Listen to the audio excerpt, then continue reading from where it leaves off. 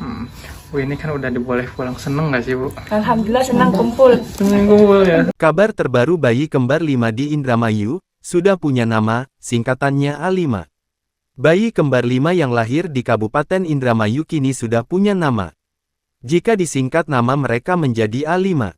Anak dari pasangan suami istri Warsilah 39 dan Nuraeni 32, warga Desa Bodas, Kecamatan Tukdana, Kabupaten Indramayu itu sebelumnya lahir di RSUD Indramayu pada Minggu tanggal 7 Juli tahun 2024.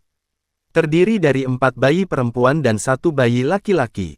Mereka memiliki nama lengkap Arsyla Putri Nurillah, Arisa Putri Nurillah, Aisyah Putri Nurillah, Azahra Putri Nurillah, dan Ahmad Al-Fatih Putra Nurillah.